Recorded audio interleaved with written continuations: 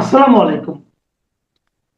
অন্য মঞ্চের আলোচনায় আপনাদের সকলকে আমন্ত্রণ জানাচ্ছি।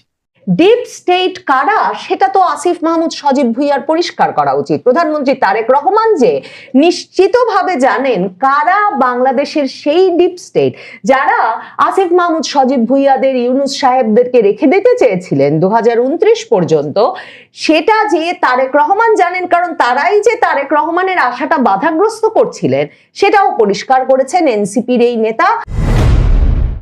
বাংলাদেশে 2024-এর 5ই আগস্টের পর থেকে শেখ হাসিনা সরকারকে ক্ষমতাচ্যুত করতে ডিপ স্টেট কি ভূমিকা রেখেছিল, বা ডিপ স্টেটের ভূমিকাতেই বাংলাদেশের রেজিম চেঞ্জ ঘটে গেল কিনা, শেখ হাসিনা সরকারের পতন হলো কিনা, তা নিয়ে আলোচনা দেশে বিদেশে এমন তুঙ্গে উঠেছিল যে অনেকের আপনাদের মনে থাকবে, এমনকি প্রেসিডেন্ট ট্রাম্প ক্ষমতা গ্রহণের পর ওয়াশিংটনে প্রধানমন্ত্রী মোদি আর প্রেসিডেন্ট ট্রাম্পের মধ্যকার বৈঠক শেষে সাংবাদিকরা প্রশ্ন করে বসেছিলেন প্রেসিডেন্ট ট্রাম্পকে যে ডিপ স্টেট ভূমিকা রেখেছিল কিনা মার্কিন ডিপ স্টেট বাংলাদেশে শেখ হাসিনা সরকারের পতন ঘটাতে। প্রেসিডেন্ট ট্রাম্প সেটা তখন হেসে অস্বীকার করলেও তিনি নিজেই আবার এই খবর নিয়ে হাজির হন সংবাদ মাধ্যমের সামনে যে এক বাংলাদেশেই নাম না জানা এক এনজিওকে $30 মিলিয়ন দেওয়া হয়েছিল। IRI এর মতো মার্কিন যুক্তরাষ্ট্রের গুরুত্বপূর্ণ থিঙ্ক ট্যাঙ্কগুলো হাজার হাজার ডলার, লাখ লাখ ডলার খরচ করছিল বাংলাদেশের গণতন্ত্র শক্তিশালী করতে। এমন নানাভাবে যে রেজিম চেঞ্জকে উৎসাহিত করা হচ্ছিল, সেটা এমনকি মার্কিন যুক্তরাষ্ট্রের বিখ্যাত অধ্যাপক জেফ্রি স্যাক্স বলে বসেন যে পাকিস্তানে ইমরান খান সরকারকে সরাতে আর বাংলাদেশে শেখ হাসিনা সরকারকে সরাতে একইভাবে মার্কিন ডিপ স্টেট কাজ করেছে। মার্কিন যুক্তরাষ্ট্র থেকেই এই ডিপ স্টেট শব্দটি সারা পৃথিবীতে ছড়িয়ে পড়ে। মার্কিন যুক্তরাষ্ট্রে ডিপ স্টেট বলতে একটা ছায়া সরকারকে বোঝানো হয়, যেখানে যুক্তরাষ্ট্রের সরকারি কর্মকর্তা, বেসরকারি কর্মকর্তা, অত্যন্ত প্রভাবশালী ধনকুবেররা, বৃত্তশালী ব্যক্তিবর্গ সহ নানা প্রভাবশালী ব্যক্তিবর্গরা মিলে একটা নেটওয়ার্ক গড়ে তোলেন, যেই নেটওয়ার্কে আবার FBI, CIA এর গোয়েন্দারাও থাকেন এবং তারা রাজনৈতিক সরকারের সমান্তরালে কাজ করে যুক্তরাষ্ট্রের নীতি এবং সারা পৃথিবীর রাজনীতি নিয়ন্ত্রণের একটা চেষ্টা করেন। আর ডিপ স্টেট তো শুধুমাত্র যুক্তরাষ্ট্রে কাজ করে না, সব দেশেই এই সামরিক, বেসামরিক গোয়েন্দারা, প্রভাবশালী ব্যক্তিবর্গ, বিত্তশালীরা, সুশীল সমাজের প্রতিনিধিরা যারা রাজনীতি এবং দেশটা কিভাবে চলবে সেই নীতিকে প্রভাবিত করতে চান, তারা মিলেমিশে নেটওয়ার্ক তৈরি করে নানা রকম চেষ্টা, তদবির, আপনার ভাষায় আপনি যদি বলতে চান ষড়যন্ত্র চালান বটে। এখন এমন এক গুরুতর ষড়যন্ত্রের কথা ফাঁস করেছেন আসিফ মাহমুদ সজীব ভুইয়া, 2024-এর জুলাই আগস্ট আন্দোলনের অন্যতম প্রধান নেতা, পরবর্তীতে অন্তর্বর্তীকালীন সরকারের উপদেষ্টা বনে যাওয়া আসিফ মাহমুদ সজীব ভুইয়া এখন বলছেন যে ডিপ স্টেট চেয়েছিল তারাই যাতে 2029 সাল পর্যন্ত ক্ষমতায় থাকে, মানে শেখ হাসিনা সরকারের যে মেয়াদ ছিল 2024-এর নির্বাচনের পর, সেই 2029 পর্যন্ত এই অন্তর্বর্তীকালীন সরকার, ইউনূস সরকার, যার উপদেষ্টা ছিল আসিফ মাহমুদ সজীব ভুইয়ারা, সেই সরকারকে রেখে দেওয়ার প্রচেষ্টায় তৎপর ছিল ডিপ স্টেট। এখন এটা কোন ডিপ স্টেট? এটা কি মার্কিন ডিপ স্টেট, নাকি এটা বাংলাদেশের সামরিক, বেসামরিক, গোয়েন্দা, সরকারি বেসরকারি কর্মকর্তা, সুশীল সমাজের প্রতিনিধি, বুদ্ধিজীবী, এদের সমন্বয়ে গঠিত একটা অংশ, যে অংশটি এই ষড়যন্ত্র, কিংবা আপনি যদি একে একটি পরিকল্পনা মনে করেন তাহলে সেই পরিকল্পনার অংশ ছিল আসিফ মাহমুদ সজীব ভুইয়া নিশ্চিতভাবেই এই কথা ফাঁস করতে চেয়েছেন যে তারেক রহমান সরকার একেবারেই নিরাপদ নয়, তারেক রহমান সরকারকে ক্ষমতায় আনবার ক্ষেত্রে বড় ধরনের বাধা ছিল এবং বাংলাদেশের ডিপ স্টেটের একটা অংশ 2029 পর্যন্ত কোনো নির্বাচন হতে দিতে চায়নি। এবং বিশেষভাবে আসিফ মাহমুদ সজীব ভুইয়া বলছেন সেই অংশটি চেয়েছিল বিএনপির নেতারা আদালতে ঘুরতে থাকুন এই পুরোটা সময় জুড়ে, তাদের মামলা মোকদ্দমাগুলো চলতে থাকুক এবং কিছুতেই নির্বাচন হতে না পারুক। আর যেহেতু সকল নেতার সাজা আছে বিএনপির, সেহেতু বিএনপির পক্ষেও নির্বাচনে অংশগ্রহণ করা সম্ভব না হোক, ওই অনির্বাচিত ইউনূস সরকারই ক্ষমতায় থেকে যাক 2029 পর্যন্ত। রীতিমতো বিস্ফোরক তথ্য। এই ডিপ স্টেট কারা চালাচ্ছিল? বাংলাদেশের সামরিক গোয়েন্দা সংস্থা ডিজিএফআই চালাচ্ছিল বলেই কি তারেক রহমান সরকার ক্ষমতায় আসা মাত্র প্রধানমন্ত্রী তারেক রহমান সেনাবাহিনীতে যে গুরুত্বপূর্ণ পদগুলোয় বড় ধরনের পরিবর্তন এনেছেন, তার একটা সামরিক গোয়েন্দা সংস্থা ডিজিএফআই এর পদে পরিবর্তন এনেছেন, প্রধানের পদে। এবং যিনি প্রধান ছিলেন ইউনূস সরকারের আমলে, সেই ব্যক্তিকে রীতিমতো সেনাবাহিনী থেকেই সরিয়ে দিয়ে পররাষ্ট্র মন্ত্রণালয়ে নিযুক্ত করেছেন তারেক রহমান। পররাষ্ট্র মন্ত্রণালয়ে নিযুক্ত করেছেন সেনাবাহিনীর আরেকজন গুরুত্বপূর্ণ ব্যক্তিকে, যিনিও ইউনূস সরকারের সঙ্গে মিলে সেনাবাহিনীর ভেতরেই আরেকটা সমান্তরাল নেতৃত্ব তৈরি করছিলেন। এবং ইউনূস সাহেব এবং খলিলুর রহমান জাতীয় নিরাপত্তা উপদেষ্টা, তারা বারবার চাইছিলেন যে এই ব্যক্তিকে সেনাপ্রধান ওয়াকারুজ্জামানের স্থলাভিষিক্ত করতে। সেই lieutenant general Kamrul Hasan doctor ইউনূসের যিনি প্রিন্সিপাল স্টাফ অফিসার ছিলেন প্রধান উপদেষ্টার দফতরে সশস্ত্র বাহিনী বিভাগের, সেই লেফটেন্যান্ট জেনারেল কামরুল হাসানকেও কিন্তু তারেক রহমান ক্ষমতায় এসেই সরিয়েছেন এবং সরিয়ে দিয়ে পররাষ্ট্র মন্ত্রণালয়ে নিযুক্ত করেছেন, মানে সেনাবাহিনী থেকেই সরিয়ে দিয়েছেন। এখন ডিপ স্টেটের যে বিপদ, যারা তারেক রহমানকে ক্ষমতায় আসতে দিতে বাধাগ্রস্ত করতে চেয়েছিল উপদেষ্টা আসিফ মাহমুদ সজীব ভুঁইয়ার কথা অনুযায়ী, তাদের থেকে যে বিপদ, সে বিপদকে এই দুজন ব্যক্তি, তখনকার ডিজিএফআই প্রধান আর তখনকার পিএসও কামরুল হাসান, এ দুজনকে সরিয়ে দিয়েই এক রকমের অবসান হলো। তারেক রহমান কি নিরাপদ হলেন?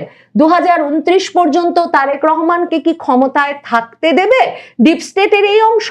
আসিফ মাহমুদ সজীব ভুঁইয়া বলছেন, জাতীয় নাগরিক পার্টির এই মুখপাত্র, তিনি মহান স্বাধীনতা দিবস উপলক্ষে এনসিপির কেন্দ্রীয় কার্যালয়ে অনুষ্ঠিত এক বিশেষ আলোচনা সভায় বলে বসেন যে ডিপ স্টেট তাদেরকে 2029 সাল পর্যন্ত ক্ষমতায় থাকার প্রস্তাব দিয়েছিল।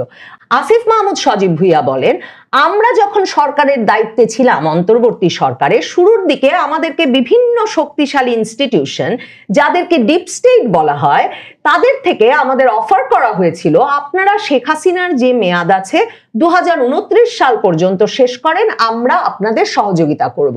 এখন ওয়াকারুজ্জামানকে এই সন্দেহ থেকে পুরোপুরি দূরে রাখা যায়, কারণ মনে করে দেখেন, ওয়াকারুজ্জামানের বিরুদ্ধে হাসনাত আব্দুল্লাহ আর এই আসিফ মাহমুদ সজীব ভুঁইয়া 2025-এর ফেব্রুয়ারিতে সোচ্চার হয়ে ওঠেন, যখন হাসনাত আব্দুল্লাহ স্ট্যাটাস দিয়ে বলেন যে ওয়াকারুজ্জামান সেনা সদর দফতরে তাকে আর সার্জিসকে ডেকে নিয়ে এই আহ্বান জানিয়েছেন যে দ্রুত একটা নির্বাচন অনুষ্ঠান করা দরকার এবং সেই নির্বাচনে রিফাইন্ড আওয়ামী লীগকেও অংশগ্রহণের সুযোগ দেওয়া উচিত। এবং তখন আসিফ মাহমুদ সজীব ভুঁইয়া কিন্তু সংবাদ মাধ্যমে সঙ্গে সাক্ষাৎকার দিয়ে এই ওয়াকারুজ্জামান সেনাপ্রধান যে কিছুতেই অন্তর্বর্তীকালীন সরকারের প্রধান হিসেবে ডক্টর ইউনূসকে মানতে চান নাই, ডক্টর ইউনূসকে কনভিক্টেড বা দণ্ডপ্রাপ্ত আসামি হিসেবে বিবেচনা করেছেন, এমন নানা তথ্য তুলে ধরেন।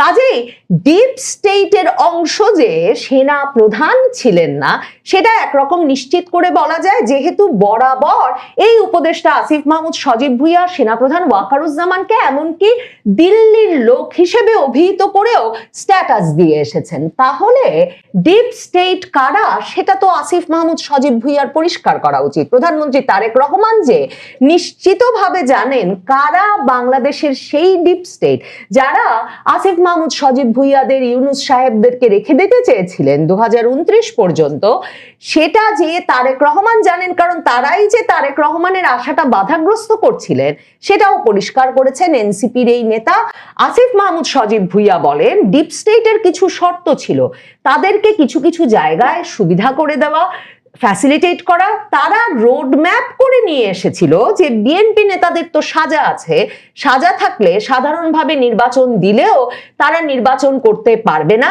আদালতের তারিখ ঘুরিয়ে ঘুরিয়ে তাদের সাজাগুলো আদালতের মাধ্যমে দীর্ঘ করা। প্রধানমন্ত্রী তারেক রহমানের নিজের নামে সাজা ছিল, তিনি যদি সাজাপ্রাপ্ত অবস্থায় থাকতেন নির্বাচন হলেও তিনি অংশ নিতে পারতেন না। তারা ডিপ স্টেট পুরো স্ট্র্যাটেজি আমাদেরকে সাজিয়ে দিয়েছিল কিভাবে ক্ষমতায় থাকা যায়, তাদের সঙ্গে এক ধরনের দর কষাকষি সমঝোতার ভিত্তিতে আমরা সেটাতে সায় দিইনি। সকলের মনে থাকবে অসংখ্যবার আলোচনা করেছি যে 21শে আগস্ট হচ্ছে 21শে আগস্টের যে মামলা তারেক রহমানের বিরুদ্ধে, সেই মামলাটি সবচেয়ে বড় দর কষাকষির একেবারে সূত্র হয়ে উঠেছিল ইউনূস সরকারের জন্য। 2025-এর সেপ্টেম্বরে এসে তারেক রহমান, লুৎফুজ্জামান বাবর এরা আপিলের রায়ে খালাস বহাল থাকে বটে তাদের 21শে আগস্ট মামলাতেও, কিন্তু মনে রাখতে হবে সরকার পক্ষ রিভিউ করার সুযোগটা কিন্তু খোলা রাখেন এবং এরপরেও 2025-এর সেপ্টেম্বরে খালাসের রায় বহাল থাকলেও বলা হয় পূর্ণাঙ্গ রায় পাওয়ার পর রাষ্ট্র সিদ্ধান্ত নেবে যে আপিল তো তারা আগে করেছেই খালাসের রায়ের বিরুদ্ধে, এবং সেই শুনানি চলে কয়েক মাস ধরে তারেক রহমানের বিরুদ্ধে 21শে আগস্টের মামলা চলতে পেরেছে এবং তারেক রহমানের দেশে ফেরা বাধাগ্রস্ত হয়েছে। কিন্তু সেপ্টেম্বরে যখন খালাসের রায় বহাল রাখা হয় তখনও রাষ্ট্রপক্ষ বলে যে পূর্ণাঙ্গ রায় দেখে তবে সিদ্ধান্ত নেবে যে রিভিউ করবে কিনা। তার মানে আদালতে ওই যে ঘুরতেই থাকবেন এবং সাজার কারণে নির্বাচনের জন্য বিএনপিকে প্রস্তুত করা যাবে না, সেই কাজ চালিয়ে কিন্তু মোটামুটি 1 বছরের বেশি সময়, যে 1.5 বছর ধরে 2024-এর আগস্টের পর ডিসেম্বর পর্যন্ত যে তারেক রহমান ফিরতে পারলেন না, সেই ঘটনাটি যে ঘটতে পারলো তার পেছনে কিন্তু এই সূত্র, এই ষড়যন্ত্র, এই পরিকল্পনার বাস্তবায়নের পূর্ণাঙ্গ চিত্র দেখা যায়। আসিফ মাহমুদ সজীব ভুইয়া বলছেন, কিন্তু যেহেতু তারা একটা সুষ্ঠু নির্বাচন চেয়েছিলেন এবং নির্বাচন প্রশ্নবিদ্ধ না হয় চেয়েছিলেন, সে কারণে তারা সেই ডিপ স্টেটের কথার পরেও তারা নির্বাচনে গেছেন, নির্বাচন দিয়েছেন। আসিফ মাহমুদ সজীব ভুইয়া সম্ভবত এই বক্তব্যের মাধ্যমে এটাই তারেক রহমানকে মনে করিয়ে দিতে চেয়েছেন যে 2029 সাল পর্যন্ত যেই ডিপ স্টেট বা দেশের বিদেশের যেসব শক্তিশালী ইনস্টিটিউশন তাদেরকে ক্ষমতায় রাখতে চেয়েছিলেন, তারা এখনো যে কোনো সময় আবার মত পরিবর্তন করে হয়তো তারেক রহমানকে সরিয়ে দিতে পারেন এবং তারেক রহমান সহ বিএনপি নেতৃবৃন্দকে কিভাবে নাস্তানাবুদ করতে হবে সেই অস্ত্রগুলো এখনো তাদের হাতে আছে। হায় হায় করছেন আর আসিফ মাহমুদ সজীব ভুইয়ারা বোধহয় ভাবছেন যে কিভাবেই বা তারা ক্ষমতার কেন্দ্রে পৌঁছে গিয়েছিলেন আর কিভাবে তারা ক্ষমতার বলয় থেকে এতটা দূরে ছিটকে পড়লেন। সুপ্রিয় দর্শক শ্রোতা মণ্ডলী, আপনি এই মুহূর্তে আমাকে যে যেখান থেকে দেখছেন এবং পরবর্তী যে যেখান থেকে দেখবেন, আপনাদের সকলকে জানাই আমি আমার প্রাণঢালা অভিনন্দন এবং শুভেচ্ছা এবং কৃতজ্ঞতা প্রকাশ করি সার্বক্ষণিক আমার পাশে থেকে আমাকে উৎসাহ দেওয়ার জন্য, ভিডিওগুলো দেখার জন্য এবং লাইক এবং কমেন্টস করে আরও অনেককে দেখতে উৎসাহিত করার জন্য। প্লিজ আপনাদের লাইক এবং কমেন্টস এভাবে চালিয়ে যান, কারণ একটি লাইক 1000 লোক বেশি দেখে, একটি কমেন্টস 1000 লোক বেশি দেখে, একটি সাবস্ক্রিপশন আরও 100 জনকে আমার ভিডিও শুনতে উৎসাহিত করে। কাজটি করে চলুন। আপনারা এতক্ষণে ব্যানার এবং হেডলাইন দেখে হয়তো চিন্তা করছেন যে 2 জনের পরে আরো 30 জন, এরা কারা? এরা কারা? এই 30 জন এরা কারা? তো এই বিষয়ে কথা হলো, তার আগে একটু বলি যে এই যে গতকাল আমাদের মহান স্বাধীনতা দিবস গেল, সেখানে অবস্থা দেখেছেন আপনারা কিভাবে চলছে কি, এবং আমাদেরও তৃণমূলের কর্মীরা ছোটোখাটো 2-4-10 জন 20 জন নিয়েও বিভিন্ন জায়গায় চেষ্টা করেছেন, ফুল দিতে দিয়েছেন। আবার আমাদের এই মুহূর্তে অনলাইন অফলাইনে খুব সরব মিষ্টি সুবাস, এই মেয়েটিও চেষ্টা করেছেন এবং সে যথারীতি গতকাল অ্যারেস্ট হয়েছেন। অনেকবার চেষ্টা করেছে তাই কন্ট্রাক্ট করার, কিন্তু আমি বাংলাদেশ সময় রাত 2টা পর্যন্ত কোনো খোঁজ আর পাইনি। যদি পাই তাহলে আপনাদের সামনে আনবো। তো চলুন আমরা বিষয়টা নিয়ে কথা বলি। যেটা বলছিলাম যে 30 জন, আরও 30 জন লিস্টে আছেন। দেখেন, আমি এর আগে বেশ কয়েকটা ভিডিওতে বলেছিলাম তারেকের, মানে তারেক জিয়া, বর্তমান আমাদের প্রধানমন্ত্রী, মাননীয় প্রধানমন্ত্রী তারেক জিয়া, ওনার এক দাঁতের বুদ্ধিও কারো কাছে নাই। কারো কাছে বলতে বর্তমান সময়ের যতগুলো রাজনৈতিক দল আছে কারো কাছে নাই। আর আমাদের অবস্থা নাই বললাম, তা আপনারাই ভালো বলতে পারেন। তার কারণ হচ্ছে কি জানেন, একটা জিনিস আপনাদের অনেকে জানেন অনেকে জানেন না, তবে স্মরণ করাই দিয়ে আপনাদেরকে, জিয়া রহমান মানে তারেক জিয়ার বাবা যখন সর্বপ্রথম ক্ষমতায় আসেন তখন একদিনে প্রায় 230 জন মুক্তিযুদ্ধের সপক্ষের সেনা কর্মকর্তাদেরকে ফাঁসিতে ঝুলিয়ে মেরেছিলেন। এবং এমনও অবস্থা ছিল যে ওই যে কারা বিদ্রোহ টিদ্রোহ, তারপরে সিপাহী বিপ্লব করে আর কি হত্যা করেছিলেন। এমনও হয়েছিল যে ধরেন একজনের নামে যাবজ্জীবন কারাদণ্ড হয়েছে সামরিক আদালতে, কিন্তু তাকেও নিয়েও ফাঁসিতে তুলে দেওয়া হয়েছে। এরকম অনেক ঘটনা আছে। 220 জন। জিয়া রহমান মারা যাওয়ার পরে বিমান বাহিনী, নৌবাহিনী এবং সেনাবাহিনীর মিলে আরও প্রায় 70-80 জনকে ফায়ারিং স্কোয়াডে মারা হয়েছিল। এইসব ঘটনা আছে, কিন্তু এগুলো সব প্রকাশ করে নাই, কখনো সেনাবাহিনী করে নাই, বিভিন্ন কারণে। তো সেই জন্যই আপনাকে বুঝতে হবে যে জিয়া রহমান যেমন তড়িৎ বিচার করে, তেমন ওনার মৃত্যুর পরও তড়িৎ বিচার হয়েছে। অনেকে বলেন যে ভাই জিয়া হত্যার বিচার চায় না, কেন বিচার চাইবে কি, ওরা তো আগেই সাফা করে দিচ্ছে। এটা আওয়ামী লীগের মতো না। যেমন 96 সালে আওয়ামী লীগ ক্ষমতায় আসার পরে বঙ্গবন্ধু হত্যাকাণ্ড এই সেই এগুলার বিচার করতে করতে ওনাদের 96 সাল থেকে 2001 পুরা গেছে, এরপরে 2008 থেকে 2024 তাও গেছে, এরপরেও পরিপূর্ণ করতে পারে নাই। অতিরিক্ত কি ভদ্রতা, আমরা খুব আর আপনারা খুব। তো এখন এই যে তারেক জিয়া আসার পরে আমরা তো অনেকেই ভাবছিলাম যে আরে বাবা রে বাবা, তারেক জিয়া সব করে দিবে, তারেক জিয়া আমাদের ওই করে দিবে, নিষেধাজ্ঞা তুলবে না কেন তারেক জিয়া। তা আপনাদেরও বলি ভাইয়া, গত 17 বছর ওই যে তারেক খালেদা যে এদের বিরুদ্ধে সব মামলা হয়েছিল ওগুলো তুলছিলেন? একটা মামলা উঠাইছিলেন? আপনাদের বিরুদ্ধে সবগুলো তুলছে। এটা সত্য কথা, যেটা একটু একটু শোনার জন্য একটু চেষ্টা করেন, কারণ এগুলো না শুনলে হবে না। আপনি একটু শোনার চেষ্টা করেন, একটু নিজেদের আত্মসমালোচনা করেন। আপনারা তোলেন নাই, তখন যুক্তি কি ছিল? বা এটা তো আমরা করি না, আওয়ামী লীগ করেন। এটা সত্য কথা, হ্যাঁ আওয়ামী লীগ করেন। এগুলো কারা করেছিল? 111-এর সরকার করেছিল। সুতরাং আমরা কিভাবে তুলব? তারেকও এখন সেম, ভাই আমরা তো কোনো মামলা করি নাই আপনাদের নামে। তত্ত্বাবধায়ক কারণে কতজনে কত রকম মামলা করেছে, সেসব মামলা চলতেছে, আমরা তুলতে যাব কেন? মস্কারি করেন। আপনারা মনে করছেন যে তারেক জিয়া সব করাইবেন না। এখন দেখেন, ওই 111 যারা যারা ঘটাইছিল তাদের মধ্যে 2টারে ধরছে, আরো 30 জন আছে। এই 111-এর কুশলবিদ যারা আছেন, তারেক জিয়া খালেদা জিয়ার বিরুদ্ধে মামলা যারা করেছেন সবগুলোরে ধরবে। ডিজিএফআই, সেনাবাহিনী, পুলিশ কর্মকর্তা যতজন আছে একজনও বাদ যাবে না, একজনও। ওগুলা ধরতে ধরতে আইসা 24 সাল পর্যন্ত আসবেন। এই যে 5ই আগস্ট না, এই সরি 24 বলতেছি আপনি, এই 26 ফেব্রুয়ারির আগের দিন পর্যন্ত আসবেন। কারা কারা তারেক জিয়াকে বাংলাদেশে ঢুকার জন্য একটু গুটি নেড়েছিলেন, কারা কারা 2008-এর পরে আওয়ামী লীগের সাথে যাইয়া কোরমা পোলাও খাইয়া শেষে যাইয়া আবার 24-এর প্রথমার্ধে যাইয়া আওয়ামী লীগ বিরোধী হইয়া আওয়ামী লীগকে ক্ষমতা থেকে ফেলেছেন, তাদের সকলকে ধরবে না। না না, এর জন্য আবার এটা না যে আওয়ামী লীগের কে ফেলে দিয়েছে এই জন্য না। এরা এতদিন আওয়ামী লীগের সাথে থাকিয়া কোরমা পোলাও খেয়েছিলেন, যদিও যখন বুঝেছেন যে আওয়ামী লীগ পড়ে যাচ্ছে তখন ওনারা ভোল পেল্টে আসতে জামাত বিএনপি হয়ে যাওয়ার চেষ্টা করছে। এগুলো সবগুলোর ধরবে। তো সবগুলোর মধ্যে সর্বোচ্চ নাম আছে কার জানেন? যেমন মঈন ইউ আহমেদ, উনি নাই, এখন ইউএসএতে আছেন, ডালাসে। এরপরে আমাদের ইউনুস কাকা আছেন না, ডাক্তার ইউনুস আছেন, মাহফুজা নাম আছেন, মতিউর রহমান আছেন, মতিউর রহমান নিজামী না, মতিউর রহমান ওই যে পত্রিকার সম্পাদক, হ্যাঁ। শাইখ সিরাজ আছেন, প্রথম আলো ডেইলি স্টারের এরা। এছাড়া মাসুদ উদ্দিন, মামুন খালেদ, সাইদ জোয়ারদার, হাসান মাসুদ চৌধুরী, দেবপ্রিয় ভট্টাচার্য, বদিউল আলম মজুমদার, এরা সকলেই এই লিস্টের মধ্যে কিন্তু নাম আছে। এখন আপনারা তো বলতে পারেন ভাই দেবপ্রিয় ভট্টাচার্য বা মজুমদার এরা কি করলো? এরা 111-এর যেমন কুশলবিদ ছিল, এরা ঠিক এই 24-এর পরে আগে পরে আইসা সেম কাজটাই করছে। মানে 111-এ যারা করছে তারাই আবার এইদিকে আইসা একই কাজ করছে।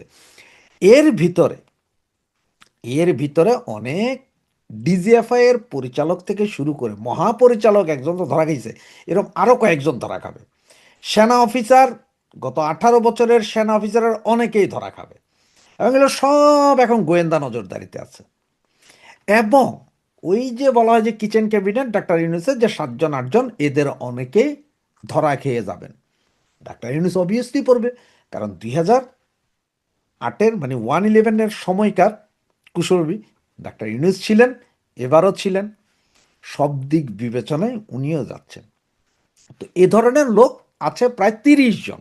আপনাদের কিছু নাম তো বললাম, এছাড়াও আরো 15-20 জনের নাম আছে, যাদের নামগুলো এখনই বলা যাচ্ছে না বা বলতে পারছি না। অনেকে হয়তো বলে দিবে, কিন্তু এদের সকলকে ধরবে, এদের সকলের বিচার হবে। কারণ হচ্ছে তারেক সেটা ভুলে নাই। তারেকের সাথে কারা কারা বেয়াদবি করেছিল, কারা কারা হাত তুলেছিল গায়ে, তার মায়ের সাথে কারা কারা গায়ে হাত তোলার মতো অবস্থা করেছিল, কারা তার মাকে, তারেক রহমানের মাকে বাধ্য করেছিল যে 2008-এর ইলেকশনে আসার জন্য, কারা তারেক রহমান এবং কোকোকে এই দেশ থেকে বিদেশে পাঠিয়ে দিয়েছিল, চিকিৎসার অভাবে থাকতে হয়েছিল বাংলাদেশে, একজনও বাদ যাবে না। নট এ সিঙ্গেল ম্যান, কেউ বাদ যাবে না। অনেকে মনে করতে পারেন এখন, যারে ভাই আমরা তো আচ্ছা তখন করলেও পরবর্তীতে আইসা তো আমরা আওয়ামী লীগের সাথে একটু ঠিক ছিল সমঝোতা, কিন্তু এই আওয়ামী লীগ সরকারকে ফালানোর পেছনে তো আমাদের অবদান ছিল। সব তারেক জানে, কিন্তু আপনারা যে অবদান ছিল সেটাও জানে। আহা, আপনাদের অবদানের কারণেই তারেক রহমান ক্ষমতায় এসে বসেছেন, কিন্তু তারেক রহমান এটা জানে যে আপনারাই 1/11 ঘটানোর মূল কারিগর ছিলেন। সুতরাং আপনারা এখন শেখ হাসিনারে ফালাইছেন না কারে ফালাইছেন সেটা দেখার বিষয় নেই। কত হচ্ছে যে তারেক জিয়া জানে যে সাপের বিষই হয়, এরে ফালাই দিতে হবে। সাপের বিষ গিলা ফালাইলেও যেমন মারা যায়, সাপ কামড়াইলেও মারা যায়। সুতরাং আপনাদের মারতে হবে, মরবে। তো জানি না যে এইভাবে সবগুলোর ধৈর্য বিচার কতদিন চলে। তো আমার মনে হয় কি জানেন, যে তারেক আওয়ামী লীগের চেয়ে 1000 গুণ এক্সপার্ট। ওই যে বললাম এক দাঁতের বুদ্ধি, আওয়ামী লীগের কারো নাই, তারেকের এক দাঁতের বুদ্ধি আওয়ামী লীগের নাই। এমনভাবে সাইজ করবে 1/11-এর সময় যারা ছিলেন, গত 15 বছরে যেসব কুশলবীরা কোরমা পোলাও খাইছেন, যারা ওই সময়ও ফেলছেন, এই সময় আইসাও ফেলছেন, এদের সবগুলোই মারা পড়বেন তারেক জিয়ার হাতে। এবং তারেক এটার প্রতিশোধ এই জন্যই নিবে, কারা তারেকের পরিবারের সাথে অন্যায় করেছিলেন, কারা তারেকের শ্বশুরকে মারার পিছনে অবদান রেখেছিলেন, কারা কারা তার মামা খালা ফুফু এদের সাথে বেয়াদবি করেছিলেন, আপনাদের সবাইরে ধরবে। এবং সবচেয়ে মজার বিষয় কি জানেন, কারা কারা খালেদা জিয়ার সেই বাড়ি ভাঙার সময়, ওই যে বাড়ি ক্যান্টনমেন্টের বাড়ি ভাঙার সময় কারা কারা হায় হায় হই হই করেছিলেন, সকলেই ধরা খাবে। সকলেরই বিচার এই তারেক করে যাবে। আর সেটা সর্বোচ্চ 3 মাসের ভেতরে আপনারা দেখবেন যে 30 জন ধরা খেয়েছে, 2 জন ধরা খেয়েছে, আগামী 1 সপ্তাহের ভিতরে আরও 5-7 জন ধরা খাইতে দেখবেন। শুধু দেখতে পারবেন বিচার কি হবে সেটা, এবং বিচার হবে ওদের মধ্যে ধুমাধুম, ফাঁসিও হবে অনেকের, সাজাও হয়ে যাবে অনেকের, এটা শুধু দেখবেন। এটা হচ্ছে যে I have a plan. Tarek একটা কথা বলেছিল যে তারেকের কাছে একটা প্ল্যান আছে, এইটা। এর মধ্যে অনেক কুশলী ব্যাপার জামাতের কাছাকাছি আছে, সেটা তারেক জানে। কারণ হচ্ছে 1/11-এর সরকারের সময়ও জামাত যেমন বেনিফিশিয়ারি ছিল, 24-এর সময়ও জামাত বেনিফিশিয়ারি ছিল। তো এগুলো সবগুলোর কাঁধের উপর এখন তারেকের নিঃশ্বাস পড়ছে। খুব ভদ্র জেন্টেলি কান ঘটাই দিবে। দুর্নীতির মামলা, মানব পাচার মামলা, নারী নির্যাতনের মামলা, অমুক মামলা তমুক মামলা, কে যে কখন কোন মামলায় ধরা খাবেন কেউ বুঝতে পারবেন না। তবে ধরাও খাবেন, বিচারও হয়ে যাবে, ঝুইলেও যাবেন কতজন। এখন সেটাই দেখেন। সেই পর্যন্ত আমরা একটু ওয়েট করি। আগামী 2-3 মাস মানে হানিমুন পিরিয়ডের ভিতরে আরও কী কী হয় সেটা দেখার জন্য ওয়েট করুন। জয় বাংলা, জয় বঙ্গবন্ধু।